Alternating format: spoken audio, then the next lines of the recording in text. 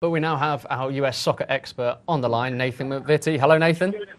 How you doing? You're a bit quiet, so apologies if I missed something. No worries. So, fair to say that wasn't the most, I don't know, high quality game that we've ever seen. Would you agree? But would you say that it really lived up to the hype in terms of the actual drama and tension of that extra time?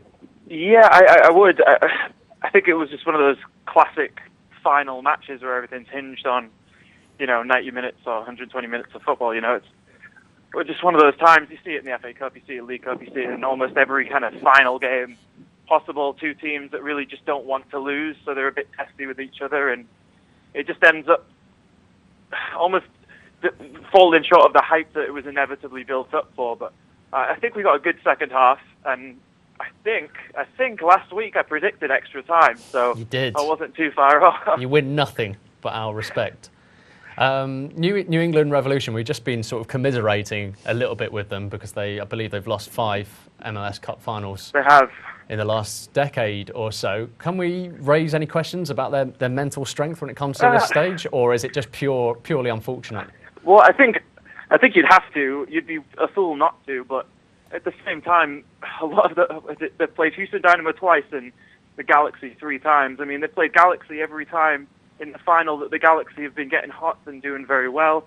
In the 2 years they played Houston Dynamo, those were the years that Houston were really good. So they've just been unlucky, to be honest. They played very, very strong teams at the worst time of year.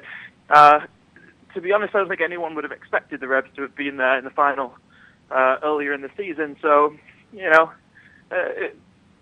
do you feel for them, though? Do you feel for them? Say that again, I'm sorry? Should we be sympathetic towards them? Do you feel for them? I mean, you have to be, considering, like you say, 5 MLS Cups and they've struck out on all of them. I don't think there's any team in the top 4 or 5 major sports in America that's gone 5-0, shall we say. Crikey. Well, hopefully this is the last time I'm going to have to say this word, but fairytale finale for Landon Donovan.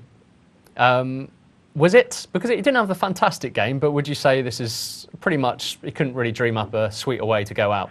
Yeah, exactly, and we talked about it last week. We were saying that there wouldn't have been a better way for him to go out, and it shades of Pele in '77 with the Cosmos, and there's nothing better than somebody retiring their team playing stronger around them in order for them to send him off with a championship, and it's another piece of memorabilia for Landon to savor from his career. 6 MLS Cups for him, 5 for the Galaxy. That's both the records.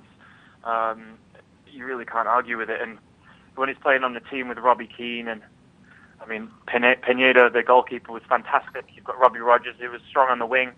There's just plenty of players on that team that were really rallied around him towards the end of the season. Yeah, you mentioned Robbie Keane there. He's been, as Alex mentioned earlier in the show, he's been announced as MVP of MLS. Do you agree with that? Do you think that's I would, fair enough? I think this season more than most, it's been tough to choose.